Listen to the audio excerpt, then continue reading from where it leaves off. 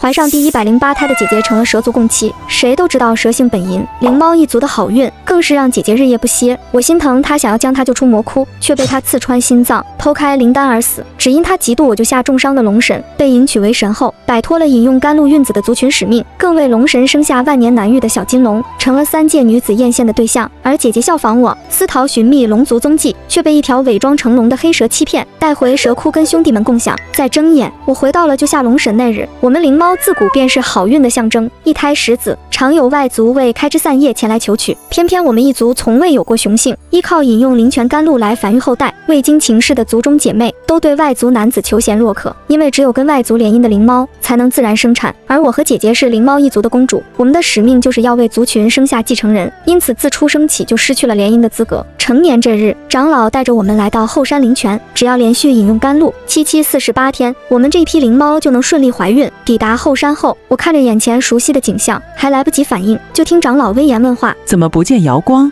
瑶光去哪了？我环顾左右，果然没见到姐姐的身影。这时身后的小灵猫轻轻开口：回长老，我方才见到瑶光公主，急匆匆往后山悬崖边跑去了。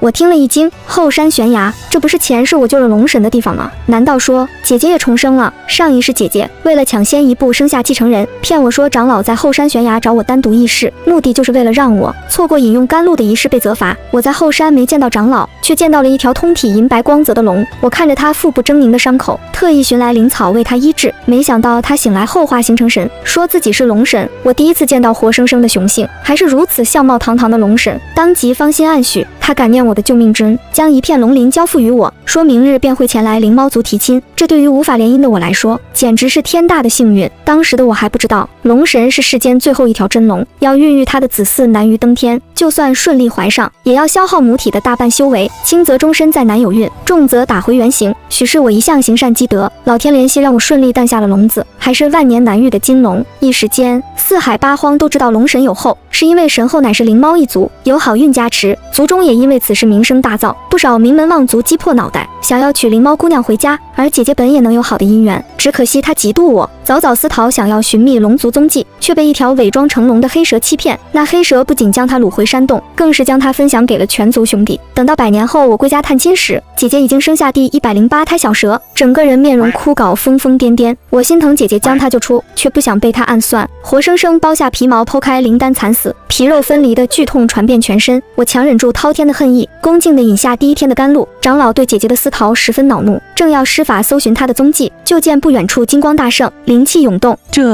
这是龙神的气息。姐姐忽然从虚空中现形，只见她周身流光溢彩，脸上还带着绯红，浑身上下满是龙神的气息，任谁都能一下子闻出他们方才做了什么。长老，这是龙神的龙鳞，他已许诺要娶我为后，明日便会上门提亲。龙神的鳞片做不了嫁，长老即便内心不愿，也不敢忤逆，吩咐人将瑶光好好送回宫殿，并准备明日迎接龙神的事宜。临走前，姐姐面带不屑地扫过我一眼，得意地扭头离去。我在内心暗喜，好姐姐，既然你想做这神后，你就去做吧，也不知你能不能承受得起这龙神血脉。第2日，龙神携臣子浩浩荡荡降临我们这方小土坡，身后的仪仗队护卫着数百个金玉璧石的箱子，一直排到另一座山头。几位长老也是第一次见这么大的阵仗。往年其他的族群来求娶，不过送些灵石仙果，同今日相比，根本就是9牛1毛。姐姐难掩脸上的喜色，飞奔向守卫的龙神，亲昵羞涩地任由龙神握住自己的手。诸位长老，本尊幸得瑶光救命之恩，特来下聘求娶。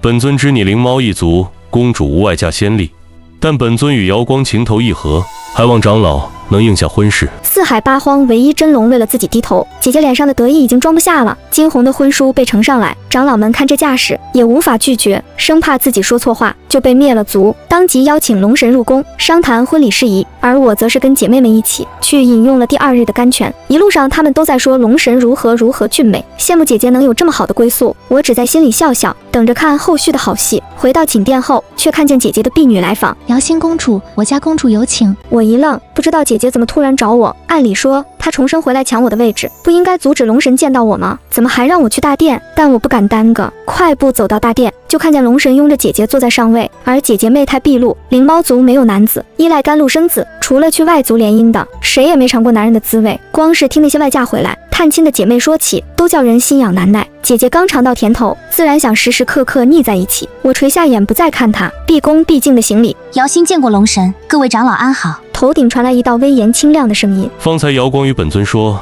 你与他一母同胞，姐妹情深。如今他远嫁龙族，舍不得你，特求本尊为你挑选一位良婿。这是我远亲一族中年轻一辈的佼佼者。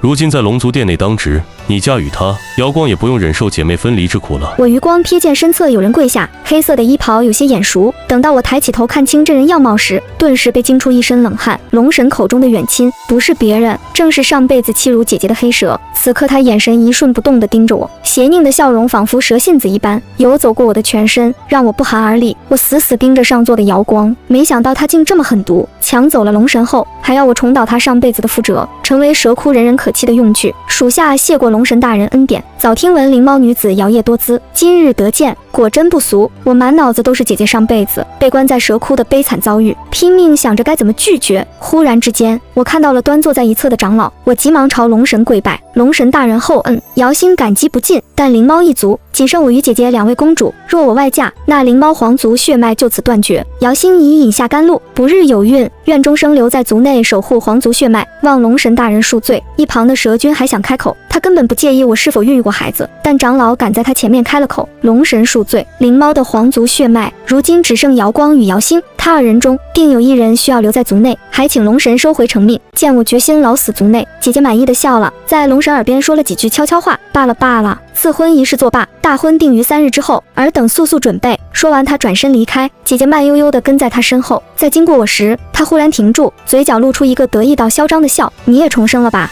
才会这么怕蛇？我慌忙摇头，姿态谦卑。姐姐在说什么？妹妹不懂，妹妹只知自己身为公主，要为族中生计筹谋，断不能再与外族联姻。她冷哼一声，看我的眼神像在看一滩烂泥。你以为我不知道你在想什么？我告诉你，龙神是我的，你别妄想能抢走。这辈子我要你尝尽活在炼狱里的滋味。回到寝殿后，我惊魂未定。瑶光发现我也是重生的，必定不会就此放过我，恐怕会经常拿蛇君来威胁我。我不能坐以待毙，能彻底摆脱蛇君的方法只有一个。3日后，灵猫族地张灯结彩，处处悬挂着金红绸缎，四海八荒的神仙灵兽陆续登门，只为见证这四海唯一真龙的大婚。珠宝山珍堆满了侧殿，漫天流光溢彩，飞舞着艳红色的花瓣。此情此景，比起前世婚礼来说，有过之而无不及。我身着素色宫装，站在人群末尾，指尖悄然摩挲着掌心的玉牌，静静地等待接下来会发生的一切。吉时一到，礼乐声震彻山谷。龙神一身鎏金龙纹锦袍，身姿挺拔如松，牵着身披大红嫁衣的姐姐缓步走来。姐姐头戴凤冠，面施粉黛，眼角眉梢满是得意，挑衅的眼神落在我身上，一副胜利者的姿态。我微微垂眸，唇角勾起一抹不易察觉的冷笑。周围的姐妹纷纷上前恭维姐姐，言语间满是艳羡，但只有我知道，这场风光无限的婚礼是姐姐即将踏入地狱的开端。很快她就知道要坐神后的位置会面对什么。仪式过半，龙神抬手示意礼乐暂停，周身龙威四散，原本喧闹的现场瞬间安静下来。他目光落在姐姐身上，语气带着几分威严与宠溺。瑶光，你既已是我选定的神后，便该打上我龙族的烙印，此烙印可护你周全，无论你身在何方，我都能感知到你的气息，为你驱散危险。姐姐本就被这浩大的场面冲昏了头脑，闻言更是双眼发亮，连忙点头，多谢龙神厚爱。瑶光愿意。一时间，身边的姐妹们纷纷感慨龙神对姐姐用情之深，可她们不知道，这烙印哪是什么守护印记，分明是监视的枷锁。上辈子我被打上这烙印时，那撕心裂肺的疼痛至今难忘，耗费了我大半的修为，才勉强维持人身，继续完成婚礼。若是换作修为不精进的灵猫，恐怕早已显出原形。而姐姐自小仗着自己是灵猫公主，根本不把修炼放在心上，她的修为恐怕连烙印的半分也抵挡不住。礼殿上，龙神指尖凝聚金色龙气，缓缓朝着姐姐的眉心探去。当龙气触碰到姐姐眉心的瞬间，她脸上的笑容骤然僵住，紧接着发出一声凄厉的惨叫。下一秒，姐姐整个人蜷缩在地，疯狂打滚，身上的嫁衣被撕扯得凌乱不堪，一个金色的龙纹在她额前隐约显示。不过瞬息之间，龙纹褪去，姐姐的身形骤然缩小，化作一只灰扑扑的灵猫，彻底昏死过去。观礼的众神瞬间哗然，窃窃私语声此起彼伏。这灵猫公主怎么回事？竟承受不住龙神的烙印，还现出了原形。听闻灵猫族公主向来不重修炼，如今看来果然如此，连龙神的烙印都承受不住，如何配当神后？龙神的脸色阴沉的能滴出水来，周身的龙威几乎要将人压垮。他冷冷瞥了一眼地上昏死的灵猫，拂袖而去，只留下一句冰冷的吩咐：瑶光身体有恙，就留在此地休养。一场盛大的婚礼，最终竟以这样的闹剧收场。我站在人群中，静静看着这一切，心中毫无波澜。只是我没想到，姐姐接下来的举动会比上辈子更加疯狂。婚礼过后，灵猫族的氛围瞬间变得压抑起来，长老们愁眉不展，族人们私下议论纷纷，都说姐姐明面上是修养，实际就是被龙神厌弃了，成了四海八荒的笑柄。更有人说，若换作是修炼勤勉的我，定然不会在婚礼上出此大丑，更不会落得这般欺负的下场。姐姐醒来后，得知自己在众目睽睽之下现出原形，又被龙神弃之不顾，气得砸碎了殿内所有的玉器。他将这一切都归咎于我，认为是我没有提前将此事告知他，才害得他出丑。接下来的几日，龙神始终未曾露面，哪怕姐姐传信过去，他也只派人传话让姐姐在灵猫族静养。我每日依旧按时前往灵泉饮用甘露，尽自己分内之事。这日傍晚，我在书阁翻阅古籍，耽误了点时间，便独自一人去饮用甘露。可我刚走出灵泉，就察觉到身后有异动。我猛地转身，就看见蛇君带着几个黑衣随从站在不远处，眼神邪佞地盯着我。瑶星公主，许久不见，本君有一事相求，还望公主介意不说话。我强作镇定，一边后退一边捏紧了手中的玉牌，心里在想该如何脱身。不知蛇君有何要事？只是族中大小事务都由长老做主，不如我为您引荐长老。蛇君嗤笑一声，身形一闪就来到我面前，一股腥臭味扑面而来，他伸手就要抓我的手腕，我急忙躲闪，却还是慢了一步，被他的随从按住了肩膀。蛇君从怀中掏出一个瓷瓶，拔掉瓶塞，一股奇异的香气弥漫开来。本君所求之事，只有公主能做主。龙神挂念神后姐妹情深，公主不如应了龙神赐婚，做我蛇族妻子。你放开我！我努力挣扎，玉牌被甩到一旁，别挣扎了，这是特制的花毒，公主还是乖乖听话，免得受皮肉之苦。说罢，他和身后几人发出邪笑，仿佛下一瞬就会扑上来。花毒开始发作，我浑身无力，眼睁睁看他们靠近。正当绝望之际，一旁的玉牌突然闪过一道灵光，紧接着我就看到一位身着黑色华服的神秘男子凭空出现，周身的灵力威压叫人无法忽视。你是何人？神秘男子没有回话，他只是略一抬手，就让我身边的杂碎化为原形，四散逃走。蛇君不敢同他正面对抗，恨恨地看了一眼马上要吃到嘴的我，跑了。解决完这群人后，男子走到我面前，将虚弱的我扶起。此时我已经被花毒折磨得神志不清，模模糊糊间看见眼前的男人居然长了一对漆黑的龙角。奇怪，世间唯一真龙便是龙神，怎么还会有长了龙角的男人？莫非他也是装成龙？我的理智逐渐抽离，不自觉地靠近他。男人的状态也有些奇怪，似乎也对我有些疑虑，歪头问：你是谁？我闻着他周身散发的冷冽香气，抬手摸上他坚实的胸膛，什么理智都顾不上了。神秘男子的灵力温暖精纯，我像是渴了许久般在他身上汲取，直到夜半时分分，我才悠悠转醒，却见凌乱的草地上除了我外空无一人。那块玉牌静静躺在我手边，昏迷前的记忆涌现上来。我从来没想过自己有一天会主动把一个陌生男子酱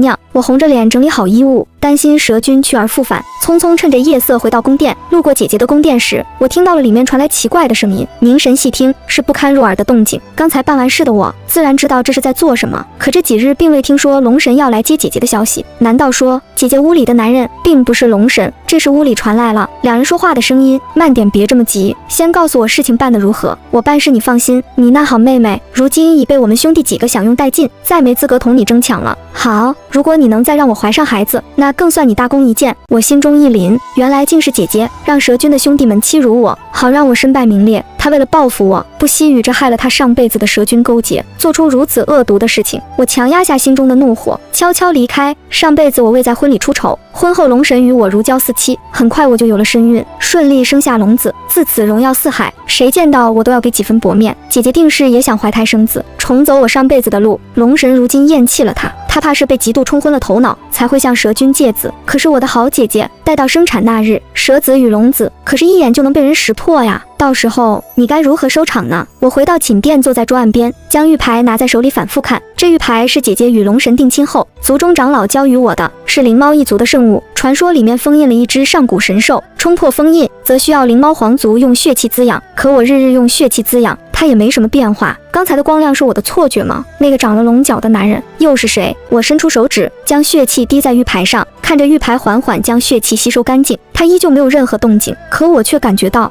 他与我的联系似乎更加紧密了。无论如何，我都得尽快唤醒神兽，否则以我一人之力，难以摆脱蛇族的纠缠，更别说还有姐姐在背后设计。往后几日，我足不出户，就连甘露水也是长老带回寝殿供我饮用，目的就是为了让姐姐以为我的确是受了蛇族迫害，好叫她放松警惕。姐姐果然愈发嚣张，胆子也更大。我时常能在夜半修炼时听见她房里的声音，我没有点破，也没有向长老告密，只等着她越陷越深，自食恶果。这几日我的身体也有些奇怪，总觉得肚子胀胀的，但又没吃坏肚子。正当我想要饮下今日的甘露时，突然听见一个稚嫩的声音：“娘亲，不要喝了，你肚子里有我啦！”我一惊，失手打翻了甘露，不可置信地捂住肚子。刚刚是什么声音？是从我肚子里发出来的。没错，娘亲，你的肚子里有宝宝啦，不能再喝甘露水了。我彻底惊呆了，万万不敢相信，只是一次我就真的怀孕了，而且这孩子竟然能与我心神相通。宝宝，你真的在里面吗？你的爹爹到底是谁？腹中再次传来一阵轻微的悸动，仿佛是孩子在回应我。我心中一暖，不管这孩子的爹爹是谁，他都是我的骨肉，我一定会好好保护他。接下来的日子，我更加谨慎小心，每日依旧叫人，实则将甘露偷偷倒掉。同时，我也更加频繁地用精血滋养玉牌，希望能尽快唤醒其中的上古神兽，为我和孩子增添一份保障。这一日，姐姐的寝殿忽然频繁有人进出，紧接着就传来了姐姐有孕的消息。龙神大喜，千里传音要来接姐姐回龙族。姐姐有孕的消息一经传出，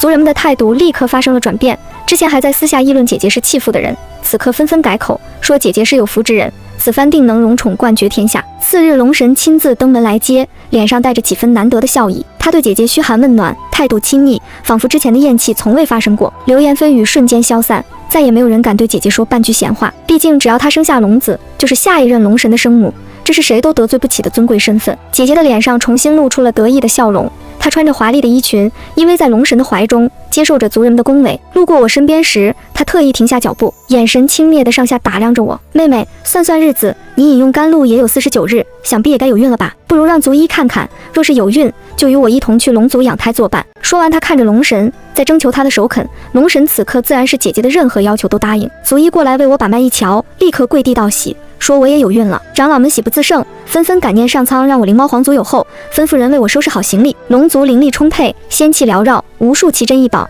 自然比灵猫一族更适合养胎。我无法推拒，明知道这是姐姐设计的陷阱，要我留在眼皮底下监视，或者方便她与蛇君又再次加害于我。但我心里不知为何，总觉得这次去龙族并非坏事。上次那个长了龙角的男人，或许我能在龙族找到一些蛛丝马迹。临行前，我再次抚摸了一下怀中的玉牌，在心中默念：上古神兽，若你真的存在，还请你护我和腹中孩子周全。玉牌闪过一丝微弱的光芒，似乎是对我的回应。龙族的宫殿宏伟壮观，处处镶嵌着奇珍异宝，散发着浓郁的灵力。刚踏入宫殿，我就感觉到腹中的孩子轻轻悸动了一下，似乎很喜欢这里的灵力。姐姐被安排在了最奢华的宫殿中，而我则被安排在了隔壁的偏殿。作为龙族唯一的女主人，姐姐一到这里就开始展露她女主人的威压。凡是宫内有长相美艳的婢女，但凡出现过一次，隔天就再也见不到了。原先龙神的贴身婢女也统统被姐姐暗地处理，换上小厮。整个龙族人心惶惶，生怕惹神后不悦，不知道哪天自己就小命不保，更不敢出现在龙神面前，被套上一个魅惑主上的罪名，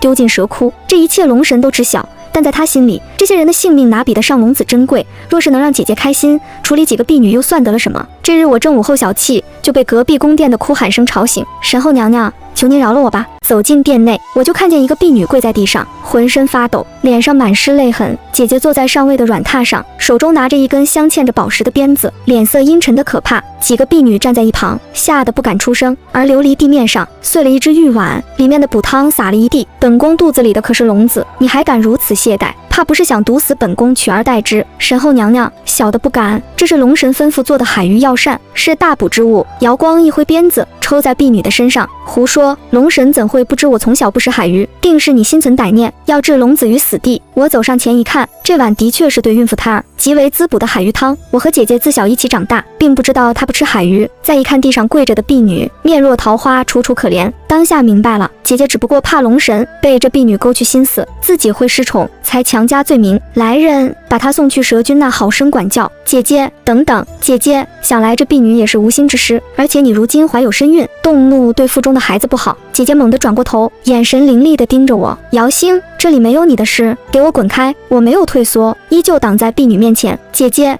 我知道你怀了龙嗣，心情难免烦躁。我这里有长老给我的安胎灵药，服用之后不仅能平复心绪，还能让腹中的孩子白白胖胖，健康可人。龙族的补汤定不如我灵猫族的灵药，适合你的体质。我从怀中掏出一个瓷瓶，递到姐姐面前。姐姐的目光落在瓷瓶上，眼中闪过一丝贪婪。她知道长老的医术高明，这安胎灵药定然是好东西。她一把夺过瓷瓶，打开瓶塞闻了闻，脸上的神色缓和了些许。我趁机开口：姐姐，妹妹这肚子也日渐大了起来，一个人实在不便，不如就将这婢女赐给妹妹，如何？若是她敢出现在龙君跟前，那谁来求情也没用了。我连忙道谢，带着人回到自己宫殿。奴婢小翠，谢公主救命之恩。她俯身对我跪拜，我连忙将她扶起。别担心，在我这里，只要你认真做事，我自然会护着你。我之所以救下小翠，一是觉得她可怜，二是因为我在龙族孤身一人，需要一个可靠的人在身边伺候，也能帮我留意姐姐的动静。小翠心思细腻，做事勤快，确实是个不错的人选。小翠同我说，姐姐与蛇君交往甚密，那些被她处置的漂亮婢女，统统都在蛇窟受尽折磨，重生一次的我自然知道蛇窟是个什么鬼地方。随着肚子一天天大起来，我心中的忧虑一分分加强。那日的男子究竟是谁？若是蛇君再次对我不利，他还会出现吗？或许是日有所思夜有所梦。当晚迷迷糊糊之间，我就看到有一个人影坐在我床边，我吓了一跳，慌忙捏紧玉牌，像拽着一根救命稻草。直到那人靠近，我闻见了熟悉的味道，原来是你。男人看了眼我手中的玉牌，又看了看我隆起的小腹，伸出手来轻轻抚摸，顿时一股醇厚的灵力涌入，让我刚才焦躁不安的情绪缓和下来。是我的孩子吗？你究竟是谁？为何一声不吭离开，又突然出现在龙族？你私自闯入就不怕龙神发现吗？龙神他还动不了我。他伸出手想要抚摸我的脸颊，我急忙向后躲闪，他的手停在半空中，眼中闪过一丝失落。我知道你心中有很多疑问，可我现在还不知道怎么跟你说。我沉睡了很久，记忆有失，不过你放心，你和肚子里的孩子我一定会记着，也一定会护你们周全。说完这番话后，男人再次消失在我面前。与此同时，我手中的玉牌一暖，姐姐服用了我给的安胎灵药后，果然变得越发容光焕发。龙神见到她的模样，面露惊讶，毕竟龙族血脉霸道，上辈子我怀上龙子后被他吸收精气，整个人形容枯槁，更是差点死在生产那日。这一切除了我之外，只有龙神知道。可姐姐如今面容娇艳，丝毫看不出有被龙子吸收精气的样子。龙神问起时，他还未以为龙神是在关心自己，说自己用了灵猫一族的安胎灵药，所以没有太过辛苦。龙神表面上安慰他好好养胎，又赏赐了许多奇珍异宝，但心中定已经疑云密布。试问天下有哪一族的灵药可以压制过龙族血脉？姐姐不知道，她能容光焕发，根本不是因为安胎药，而是因为她怀的根本不是龙子。此刻她还在做梦，自己生下龙子后可以坐稳神后宝座。日子一天天过去，很快便来到了姐姐生产那日。宫殿内，稳婆和婢女们忙忙碌碌。宫殿外，龙神与诸位神仙正在焦急等待。天边泛起光华，隐有福瑞之象。四海八荒的第二条真龙出世，举世瞩目。我本在宫殿外同他们一同等待，却没想到姐姐叫人把我喊进宫内，要我帮她一起接生。瑶星，你要帮我顺利生下龙子，否则你和你肚子里的孩子都活不过今天。死到临头了还不忘威胁我。我表面上唯唯诺诺，实则已经开始期待待会姐姐生下一条蛇后，众人会是什么反应。随着姐姐一声尖叫，一团东西滑了出来，看清一切的稳婆顿时吓得脸色苍白，婢女们跪了一地，快把我的孩子抱过来。稳婆捧着那条黑蛇，瑟瑟发抖，不敢开口。还是我走上前，将襁褓交给姐姐。哎呀，姐姐，你看你这笼子怎么没有龙角？瞧着不像龙，倒像一条蛇。姐姐一看襁褓中小蛇妖，顿时疯了。不会的，不会的，我怀的是龙子，怎么会是蛇妖？她眼中闪过一丝狠厉，一把将小黑蛇扔在地上，同时她转头看向我，眼神怨毒。一定是你，是你暗中害我，我要杀了你！姐姐说着，就疯狂朝着我扑过来。我心中一紧，下意识地后退了一步。就在这时，我腹中的孩子突然轻轻悸动了一下，一道金色的光照瞬间将我笼罩住。姐姐扑到光照上，被弹了出去，重重地摔在地上。一个稚嫩的声音在殿内响起：“不许伤害我娘亲！”众人都惊呆了，纷纷看向我的小腹。我也愣住了，这是我腹中的孩子，第一次在众人面前发声。就在这时，我突然感觉到一阵剧烈的腹痛，我捂着小腹，缓缓倒了下去。我知道我也要生了。此时殿外的天空忽然闪过五彩华光，立刻有人对龙神说：“此乃祥瑞之兆，龙子即将诞生。”稳婆和婢女赶紧围过来，姐姐脱力地靠在不远处的床上，眼神怨毒地盯着我，嘴里不停地咒骂：“你肚子里的也一定是个杂种，不知道爹是谁的杂种。”预想中生产的疼痛并没有发生，在一片温暖的光晕下，我几乎是瞬间就生下了孩子。宝宝落在我怀中，白白胖胖的，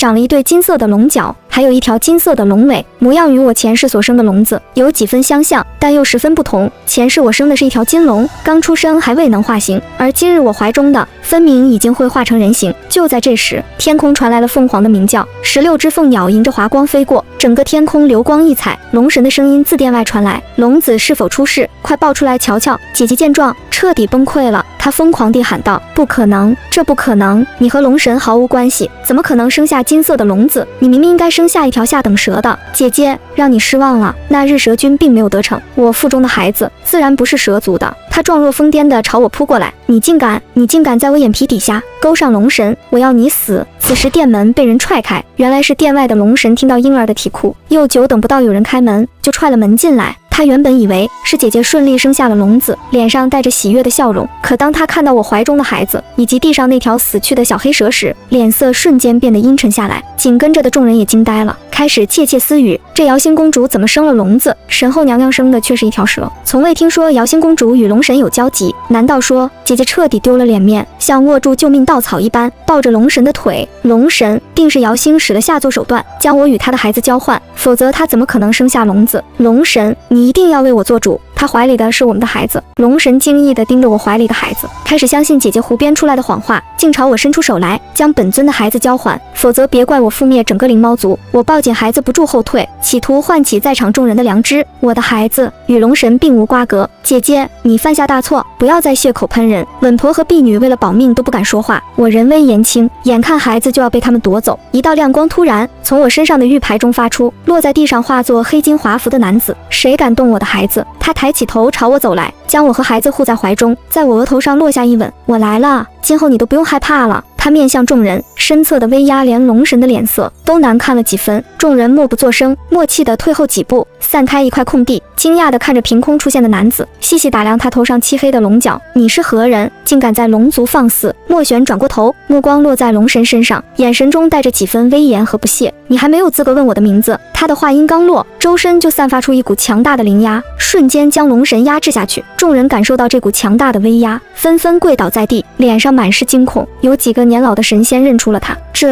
这是玄黑麒麟神兽的威压。您是上古神兽麒麟大人？玄黑麒麟神兽，众人都惊呆了。传说玄黑麒麟是上古神兽，拥有强大的力量，沉睡了万万年，从未有人见过他的真面目。没想到他竟然会出现在这里。龙神闻言，脸色瞬间变得惨白，他连忙跪倒在地，恭敬地说道：晚辈不知是麒麟大人驾临，多有冒犯，还望大人恕罪。我惊讶地看向男人，原来他就是我一直用血气滋养的上古神兽。原来我生的是一只小麒麟，难怪他有龙角龙尾。瑶星所生乃是吾的幼子金麒麟，因此才会出现祥瑞之兆。尔等竟敢污蔑瑶星，更妄图夺取吾的幼子。他扫过众人，瑶光早已在地上瑟瑟发抖。不过无念在尔等误信奸人谣言，饶尔等一命。此时真相大白，龙神也明白过来，这一切全是瑶光的诡计，当即下令处死蛇君，并将瑶光丢入蛇窟。这么久的夫妻情缘，他毫无恻隐之心，足可见龙神本质就是个自私自利的小人。同上一世一样，他关心的只有龙子安危，至于我与姐姐，都只是工具而已。一切尘埃落定，我与莫玄回到了灵猫族地。长老们和族人们看到莫玄的身影，纷纷跪倒在地。都起来吧，吾沉睡了万万年，今日归来是为了守护瑶星和我们的孩子，也为了守护灵猫一族。众人起身，脸上满是激动和喜悦。长老们走到莫玄面前，恭敬地说道：麒麟大人能守护我灵猫一族，是我族的荣幸。莫玄点了点头，转头看向我，眼神温柔。瑶星，你有没有什么要说的？我看着周围的姐妹们，她们的眼中都带着对自由和爱情的渴望。长老，我有一个请求，以后让族里的姐妹们不要再饮用甘露怀孕了。我们灵猫族女子也有追求幸福的权利，应该多与外界接触，和自己喜欢的人相爱，为世间生灵开枝散叶。姐妹们也可以享受爱情的美好。长老们对视一眼，脸上露出了为难的神色。饮用甘露怀孕是灵猫族流传了万万年的传统，要打破这个传统并非易事。瑶星说的对，灵猫族女子不该被传统束缚，她们有权利追求自己的幸福。作为交换，吾与瑶星会一直守护灵猫族。有了莫玄的保证，长老们终于点头。从此以后，灵猫族的女子彻底拥有自由，可以选择与相爱的人厮守终生，也可以选择在灵猫族孕育自己的孩子终老。而我与莫玄则是就这么幸福的生活下去。